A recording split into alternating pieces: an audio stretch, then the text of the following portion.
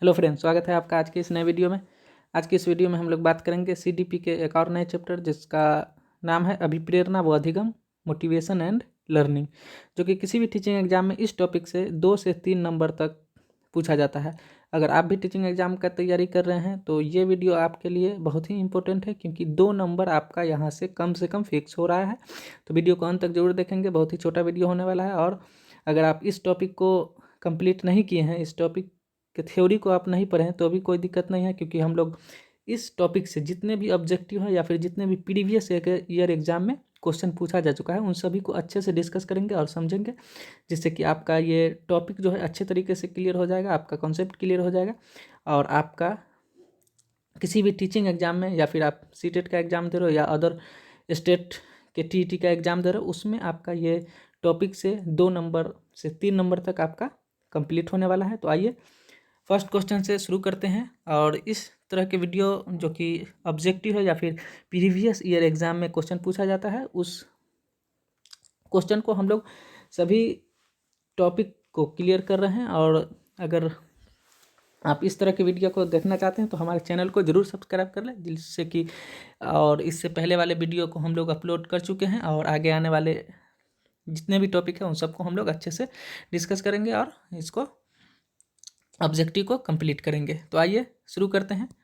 First question क्या है? तो फर्स्ट क्वेश्चन में है आपका, अब उपलब्धि अभिप्रेरक के संबंध में निम्न में से कौन सा कथन सही है? तो उपलब्धि अभिप्रेरक को पहले हम लोग समझते हैं। अभिप्रेरक मतलब हो गया मोटिवेशन, और उपलब्धि मतलब हो गया कि वैसे बालक जो साधारण कठिनाई वाले कार्य करना पसंद करते हैं, न कि वो ज़्यादा कठिनाई वाले कार्य करना पसंद करेंगे और न ही ज़्यादा आसान कार्य करना पसंद करेंगे। ठीक है। और इस टाइप के बच्चे अगर असफल हो भी जाते हैं तो वो समय को दोषी ठहराते हैं, दूसरे पर जो है दोषारोपण यानी कि दूसरे पर दोष नहीं डालते हैं। ठीक है।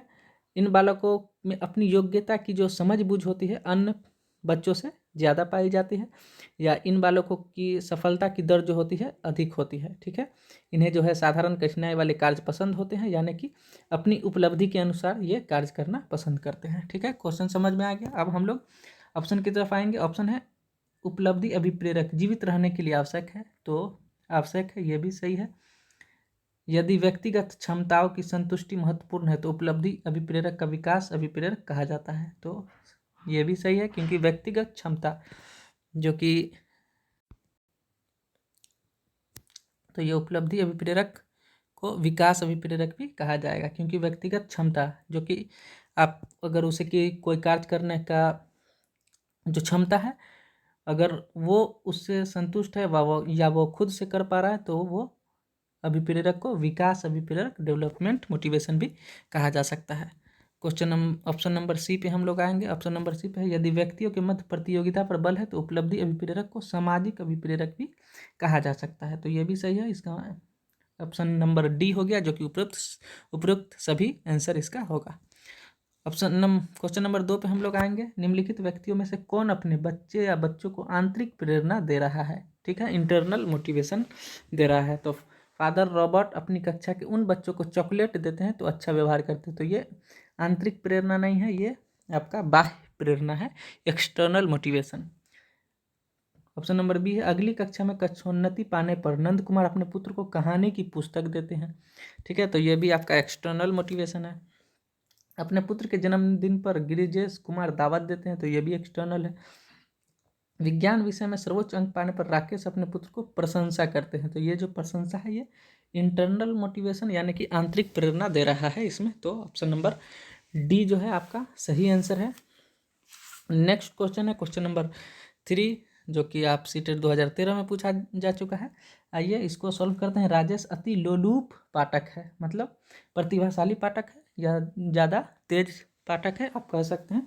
तो राजेश अति लोलुप पाठक है, वो अपने कोर्स की पुस्तकें पढ़ने के अतिरिक्त प्रायः पुस्तकालय जाता है और भिन्न प्रकरणों पर पुस्तकें पढ़ता है। इतना ही नहीं, राजेश भोजन अवकाश में अपने कार्य करता है। उसे परीक्षाओं में पढ़ने के लिए अपने शिक्षकों अथवा अभिभावकों द्वारा कभी कहने की ज़रूरत नहीं है और वो वास्तव में सीखने का आनंद लेता नजर आता है। उसे किस रूप में सर्वाधिक बेहतर रूप से वर्जित किया जा सकता है?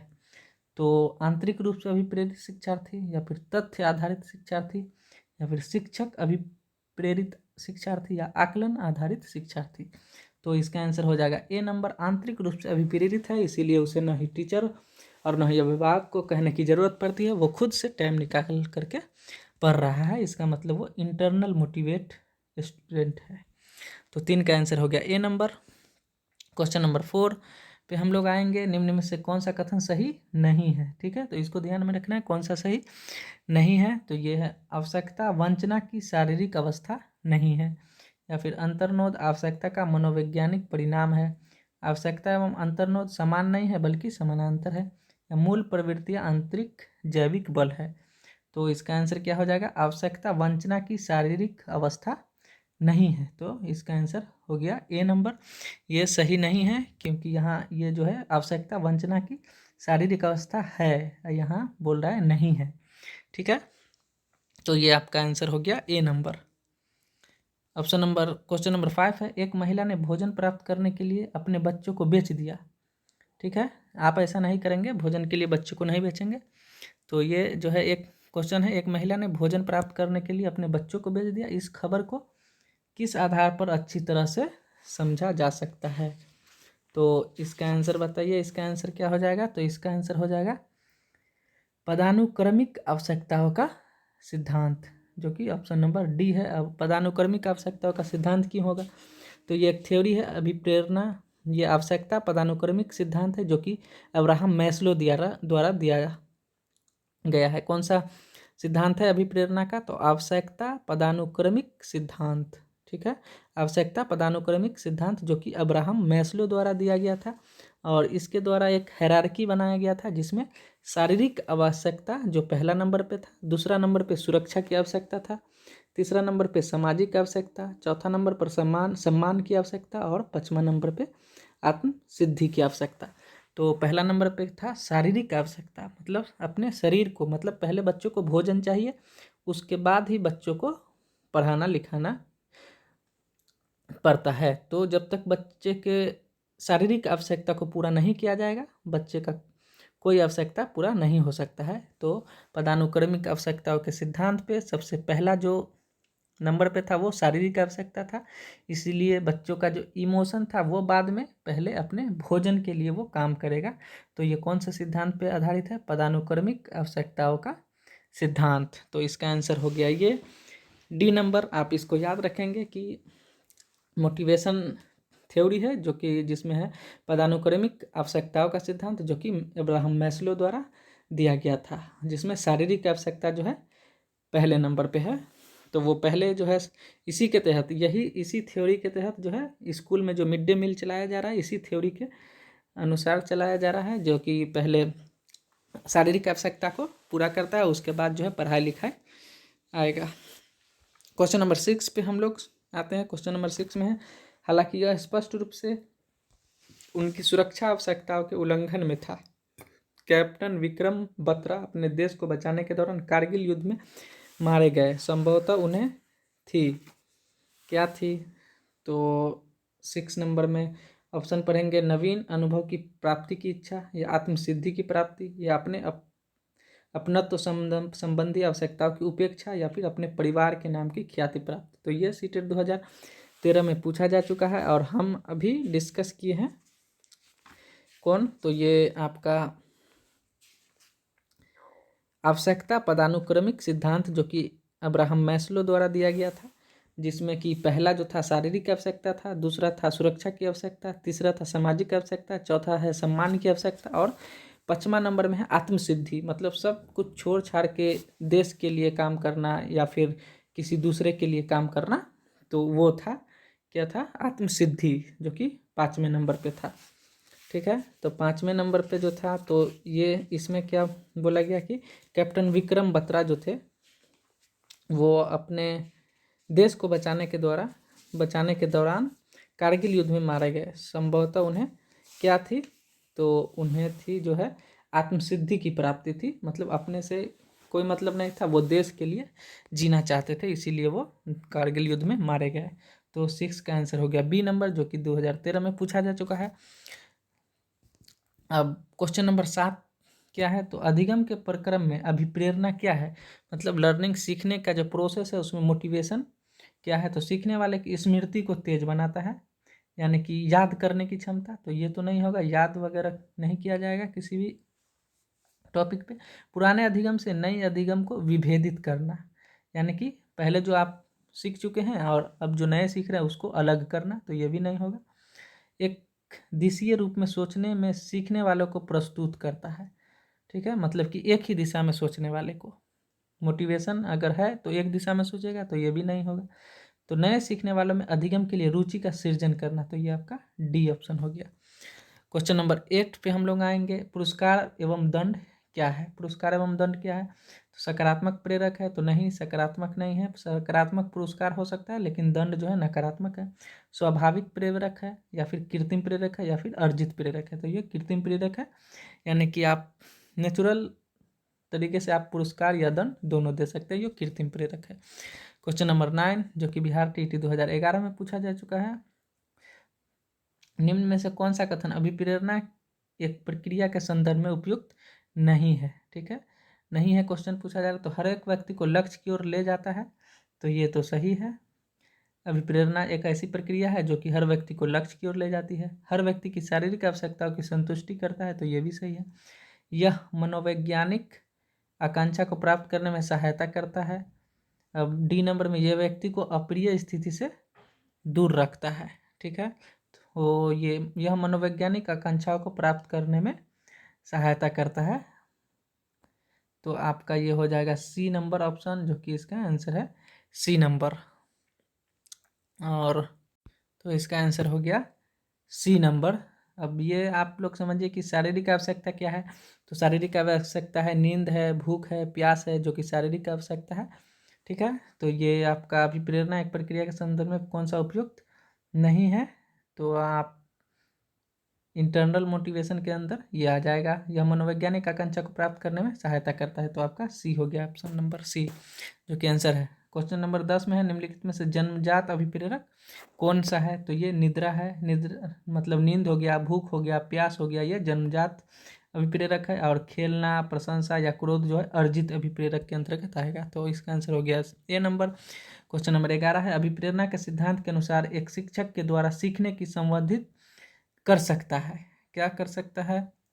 तो विद्यार्थियों को वास्तविक अपेक्षाएं रखने के द्वारा, या फिर अपेक्षाओं का एक रूप स्तर रखने, या विद्यार्थी से किसी प्रकार की अपेक्षाएं न रखने, या विद्यार्थियों से बहुत अपेक्षाएं रखने। तो अभिप्रेरणा के सिद्धांत के अनुसार एक शिक्षक विद्यार्थियों से वास्तविक अपेक्षा रखने के द्वारा सीखने को संवर्धित कर सकता है। तो 11 का क्या आंसर हो गया? ए जो है। एक अभिप्रेरणा के अनुसार जो है एक शिक्षक को विद्यार्थियों से वास्तविक अपेक्षाएं रखने चाहिए, ठीक है। क्वेश्चन नंबर 12 है, एक विद्यार्थी मेडिकल कॉलेज में दाखिला लेने के लिए कठिन परिश्रम करता है ताकि वह उत्तीर्ण हो सके। यह विद्यार्थी किस रूप में अभिप्रेरित है? तो ये हो जाएगा आंतरिक रूप से अभिप्रेरित है, जो कि कठिन परिश्रम कर रहा है। क्वेश्चन नंबर 13 है, हम सभी में आवश्यकता अनुसार अभिप्रेरणा की शुरुआत होती है। छात्र वह आवश्यकता जिसे उसको सर्वप्रथम पूरा करना चाहिए कौन है? सीटेट 2012 में पूछा जा चुका है। तो अभी हम लोग डिस्कस किए हैं कि कौन सा सबसे पहला आ रहा था, तो शारीरिक, ठीक है। शारीरिक में मतलब पहले भूख प्यास जरूरी है, उसके बाद ही सम्मान हो या फिर सामाजिक सम्मान हो या आत्मसिद्धि हो, ये सब आएगा। तो पहले हो गया शारीरिक आवश्यकता पूरा करना है। क्वेश्चन नंबर 14 है, जो कि आपका ये क्वेश्चन नंबर 14, जो कि ये भी 2012 में पूछा जा चुका है। आंतरिक रूप से अभिप्रेरित विद्यार्थी का बाह्य रूप से अभिप्रेरित विद्यार्थी की तुलना में अभिप्रेरणा स्तर कम होगा। तो ऐसा नहीं है, जो आंतरिक रूप से अभिप्रेरित है वो बाह्य रूप से अभिप्रेरित व्यक्ति की तुलना में ज़्यादा होगा, तो ये गलत हो गया। के लिए औपचारिक शिक्षा की आवश्यकता नहीं है, तो ऐसा नहीं है, औपचारिक शिक्षा की आवश्यकता, आंतरिक रूप से अभिप्रेरित की औपचारिक शिक्षा की आवश्यकता नहीं है। या फिर के लिए पुरस्कार की बिल्कुल भी आवश्यकता नहीं है, या के लिए बाह्य पुरस्कार उसकी अभिप्रेरणा को बनाए रखने के लिए पर्याप्त नहीं है, ठीक है। मतलब इसका आंसर हो गया 14 का डी नंबर। उसके लिए बाह्य पुरस्कार जो आंतरिक रूप से अभिप्रेरित है उसके लिए बाहर का पुरस्कार अभिप्रेरणा को बनाए रखने के लिए पर्याप्त नहीं हो सकता है। क्वेश्चन नंबर 15, उपलब्धि अभिप्रेरणा है। सफलता व असफलता को समान रूप से स्वीकारने की तत्परता, या फिर बिना विचारे जल्दबाजी में कार्य करने की प्रवृत्ति, या चुनौतीपूर्ण कार्य में डटे रहने की प्रवृत्ति, या असफलता से बचे रहने की प्रवृत्ति। तो इसका हो जाएगा चुनौतीपूर्ण कार्य करने में डटे रहने की प्रवृत्ति जो है उपलब्धि अभिप्रेरणा की निशानी है।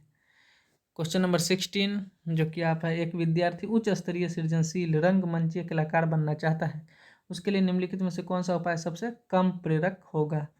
तो कौन सा होगा? संसार के श्रेष्ठ रंगमंचीय कलाकारों को निष्पत्ति से संबंध साहित्य पढ़ने के लिए तथा उसके सीखने के प्रयास के लिए कहना, या राज्य स्तरीय प्रतियोगिता को जीतने का प्रयास करना ताकि छात्रवृत्ति पाई जा सके, या फिर अपने रंगमंचीय कलाकार साथियों के साथ सम्मानुभूति, स्नेही तथा सहयोगी संबंध विकसित करना, या फिर उन रंगमंचीय कौशलों को अधिक समय देना जिनसे वह प्रफुल्लित होता है। तो यहाँ क्वेश्चन क्या है? सृजनशील रंगमंचीय कलाकार बनाना चाहता है, उसे निम्नलिखित में से कौन सा उपाय सबसे कम प्रेरक है? तो कौन सबसे कम प्रेरक है? तो बी नंबर, राज्य स्तरीय जीतने का प्रयास ताकि छात्रवृत्ति पाई जा सके। तो छात्रवृत्ति पाने के लिए कोई काम कर रहा है तो वो कम प्रेरक के अंतर्गत आएगा। क्वेश्चन नंबर 17 है, एक आंतरिक बल जो प्रोत्साहित करता है और व्यवहारपरक प्रतिक्रिया के लिए बाध्य करता है एवं उस प्रक्रिया को विशिष्ट दिशा उपलब्ध कराता है, ये कौन है?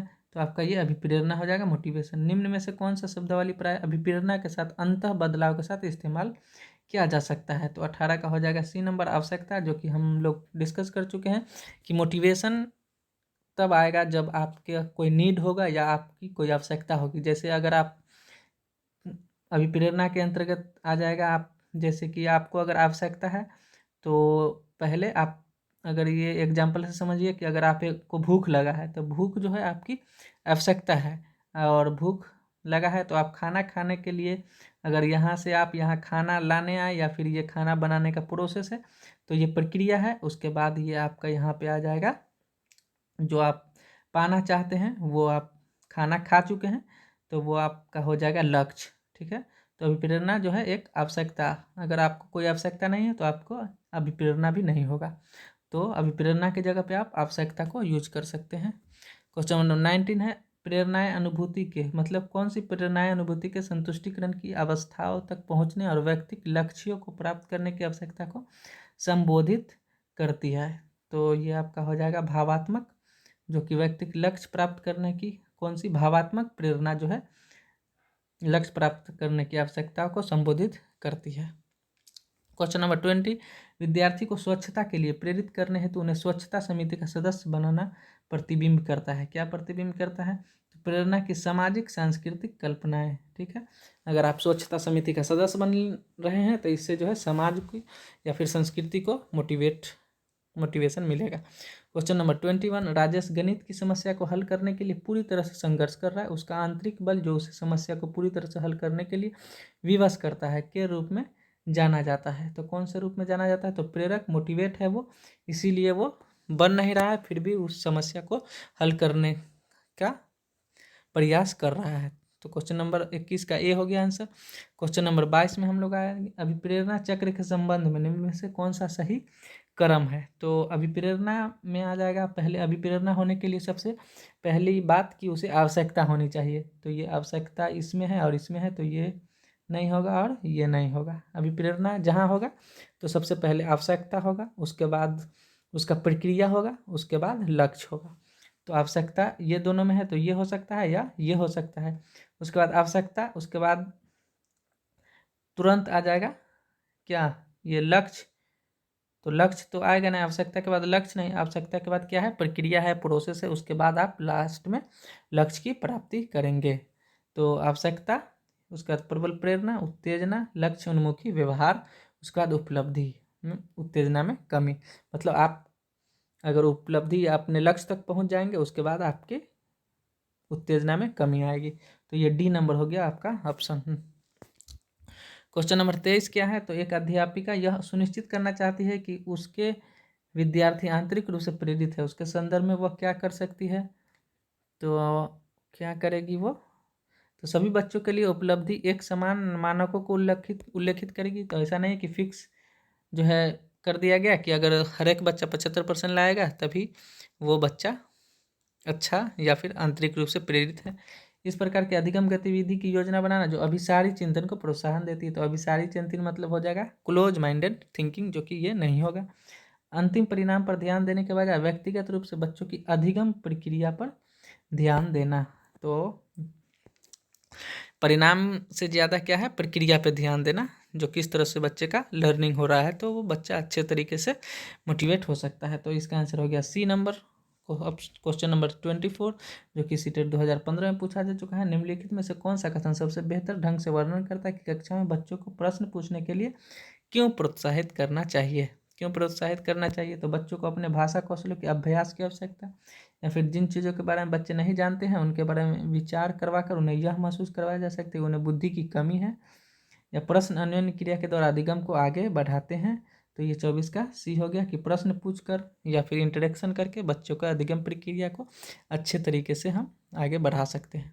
क्वेश्चन नंबर 25, प्राथमिक विद्यालय शिक्षकों को अपने शिक्षार्थियों को अभिप्रेरित करने के लिए निम्नलिखित में से कौन सी रणनीति को अपनाना चाहिए। तो प्रत्येक गतिविधि के प्रेरक के रूप में प्रोत्साहन, पुरस्कार और दंड का उपयोग, या फिर बच्चों को उनकी रुचियों के अनुसार अपने लक्ष्य निर्धारित करने और उन्हें पाने का उद्यम में सहायता करना। तो बी नंबर ऑप्शन हो गया। क्वेश्चन नंबर 26, भावनाओं, अधिगम और अभिप्रेरणा के संदर्भ में निम्नलिखित में से किस कथन से आप सहमत है। तो सीखने के लिए भावनाओं को अलग रख देना चाहिए, तो नहीं है। प्रेरणा और सीखने के साथ भावनाएं घनिष्ठ रूप से जुड़ी है, तो मोटिवेशन हो या लर्निंग हो, वो उसका जो है इमोशन से घनिष्ठ रूप से संबंध है। क्वेश्चन नंबर 27, बच्चों के शाब्दिक या गैर शाब्दिक दंड देने का परिणाम क्या होता है। तो ये उन्हें कार्य करने के लिए प्रेरित करता है, या बच्चे के छवि की सुरक्षा करना, या उनके अंकों में सुधार, या उनके समय के प्रति अवधारणाओं को नष्ट करना। तो शाब्दिक या गैर शाब्दिक यानी कि उनके समय के प्रति अवधारणाओं को नष्ट करना। क्वेश्चन नंबर 28, विद्यार्थियों को स्वच्छता के लिए प्रेरित करने हैं तो उन्हें स्वच्छता समिति का सदस्य बनाना क्या है। तो ये क्वेश्चन डिस्कस हो चुका है। प्रेरणा की सामाजिक सांस्कृतिक संकल्पना है। क्वेश्चन नंबर 29, जो कि एक अध्यापिका यह सुनिश्चित करना चाहती है कि उसके विद्यार्थी आंतरिक रूप से प्रेरित है, तो उसके संदर्भ में क्या करेगी। तो ये भी पिछले क्वेश्चन में आ चुका है। ये हो जाएगा क्या, अंतिम परिणाम पर ध्यान देने के बजाय व्यक्तिगत रूप से बच्चों की अधिगम प्रक्रिया पर ध्यान देना। क्वेश्चन नंबर 30, एक आंतरिक बल जो प्रोत्साहित करता है और व्यवहारपरक प्रतिक्रिया को बाध्य करता है एवं उस प्रक्रिया को विशिष्ट दिशा उपलब्ध कराता है, वह क्या है। तो ये आपका अभिप्रेरणा है, मोटिवेशन है। 31, निम्न में से कौन सी शब्दावली प्राय अभिप्रेरणा के साथ अंत बदलाव के साथ इस्तेमाल किया जाता है। तो इसको भी डिस्कस किया जा चुका है, आवश्यकता। क्वेश्चन नंबर 32 और आज के इस वीडियो का लास्ट क्वेश्चन है। अब नेक्स्ट वीडियो में हम लोग नेक्स्ट टॉपिक को डिस्कस करेंगे, प्रेरणाएं। इसको पहले देख लेते हैं। क्वेश्चन नंबर 32 जो कि प्रेरणाएं अनुभूतियों के संतुष्टिकरण की आवश्यकताओं तक पहुंचने और व्यक्तित्व लक्ष्यों को प्रभावित करने की आवश्यकता को संबोधित करता है। तो कौन सी प्रेरणाएं हैं। तो 32 का हो जाएगा भावात्मक प्रेरणा, इमोशनल मोटिवेशन। तो वीडियो अच्छा लगा हो तो चैनल को ज़रूर सब्सक्राइब कर ले, क्योंकि इस तरह के वीडियो जो कि प्रीवियस ईयर एग्जाम में हर एक टॉपिक से पूछे जाने वाले वीडियो को हम लोग डिस्कस करेंगे और अच्छे तरीके से हम लोग इसे कंप्लीट करेंगे। तो थैंक यू, मिलते हैं नेक्स्ट वीडियो में, जब तक के लिए धन्यवाद।